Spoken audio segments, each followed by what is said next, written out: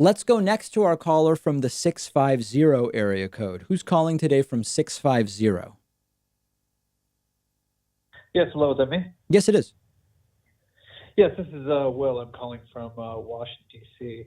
I was mostly calling to talk a little bit about the alternatives to the sort of formal policing system that we have. We're talking about defunding the police.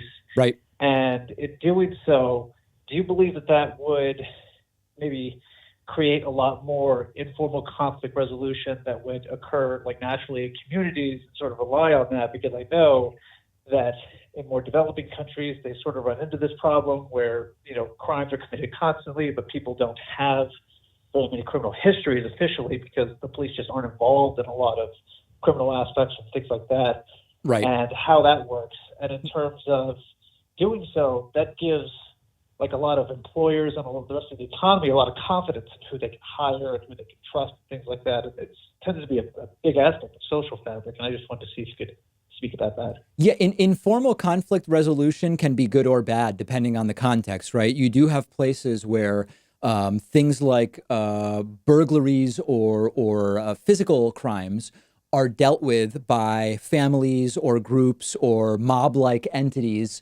essentially dealing with it by themselves. And I don't know that that's really any better than having police involvement. In other cases, for other types of disputes, you can certainly support infrastructure for resolution that doesn't involve police. But what is important to understand is a lot of these conflicts, I guess is the word we're using, a lot of these conflicts aren't really resolved by police in the sense that police may be involved initially, but really it's the court system that ultimately is adjudicating, right? Either through plea deals, state's attorneys and prosecutors, et cetera. So I think it's also important when we think about, defund versus reform, and I've already had that conversation a bunch of times this week.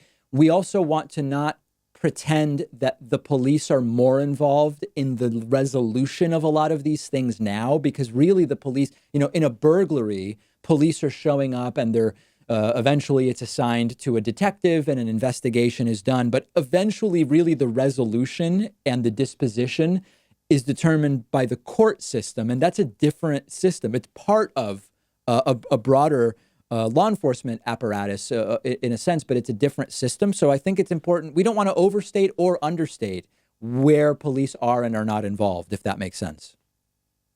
Right. And that has a lot to do with, civil law, common law, just the difference of bringing suit against somebody who you feel has harmed you in any way. But no question.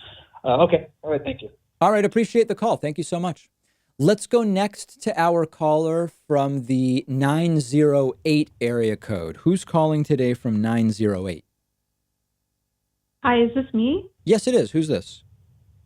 Oh, my name is Fariha. I'm from New Jersey. It's like such a pleasure to be able to talk to you. I really love your show. I've been following you for like a year now. Wow. Thank you. The pleasure is mine.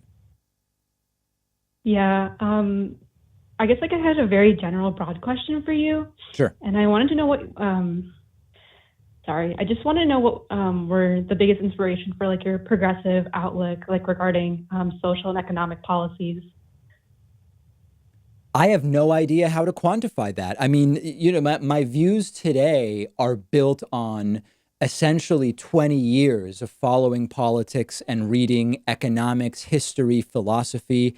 I really couldn't say my biggest inspirations. I mean, it's built on reading everything from 18th century philosophy and ancient Greek philosophy to Angus Deaton's book on economic well-being written a few years ago. It's really, really tough. And I at this point, it's hard to say any one or another inspiration. I mean, I think the framework I'm operating under overall is I would be what I consider a left libertarian social democrat, in that I want a compelling reason to have government involved in endeavors.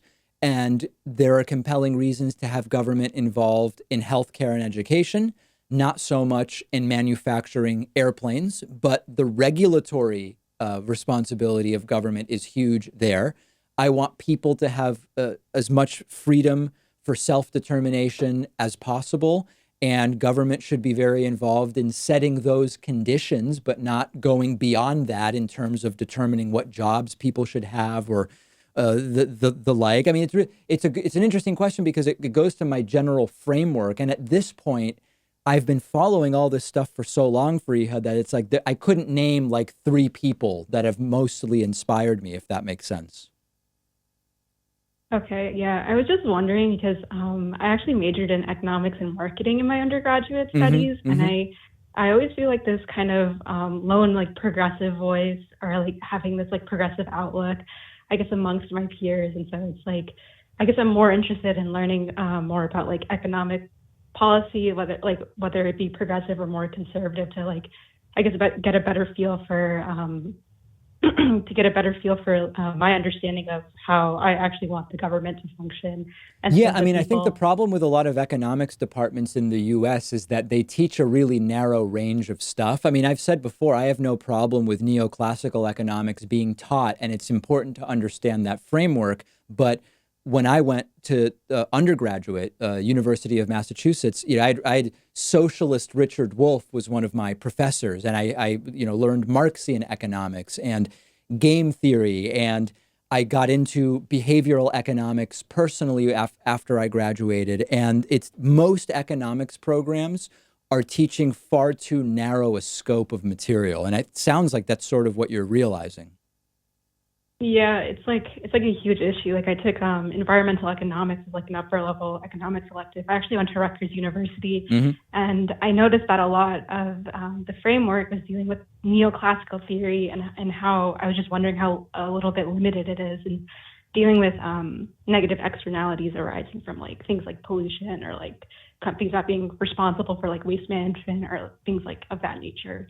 Yeah, I mean, neoclassical economics and market theory fails to appropriately deal with externalities. I'm actually reading none of the concepts are new, but it's an interesting book. I'm reading Naked Economics by Whelan is his last name. I believe he teaches at Dartmouth. I forget his first name, and it has an entire chapter devoted to how you need government involved in markets, because without it, the negative externalities are dealt with only in that they are passed along to somebody else. And your analysis is exactly right. All right. I guess those are my only questions. Thank you so much for taking my calls. You're like a huge inspiration for me because you Thank helped you. me like kind of steel man my progressive politics and ground them in reality so I can defend them a little bit easier. So I truly appreciate your voice of reason. Have a good day. Okay, you too. I so appreciate the phone call. Thank you.